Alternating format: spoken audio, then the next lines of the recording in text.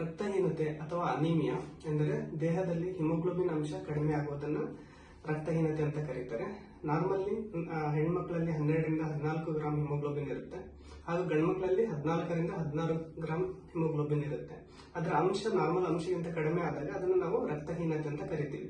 ರಕ್ತಹೀನತೆಗೆ ಬಹಳ ಕಾರಣಗಳಿರ್ತವೆ. ಒಂದು, ಮನುಷ್ಯನು ಕೆಲವೊಂದು ನ್ಯೂಟ್ರಿಯೆಂಟ್ ಅಂಶಗಳು, ಐರನ್ ಅಥವಾ ವಿಟಮಿನ್ B12 ತಗೊಳ್ಳೋದೇನಾದ್ರೂ ಕಡಿಮೆ ಆದ್ರೆ, ಇಲ್ಲ ಅಂತಂದ್ರೆ ತಗೊಂಡ ವಿಟಮಿನ್ B12 ಅಥವಾ ಐರನ್ ಅಬ್ಸಾರ್ಬ್ ಆಗ್ಲಿಲ್ಲ ಅಂದ್ರೆ, ಅಥವಾ ಪೇಷಂಟ್ ಎಲ್ಲಾದ್ರೂ ರಕ್ತಸ್ರಾವ ಆಗ್ತಿದ್ರೆ, ಅಥವಾ ಊಟ ಮಾಡೋದನ್ನ ಬಹಳ ವರ್ಷಗಳಿಂದ ಬಹಳ ದಿನಗಳಿಂದ ಬಿಟ್ಟಿದ್ರೆ ಕಡಿಮೆ ಆಗೋ ಚಾನ್ಸಸ್ ಇರುತ್ತೆ.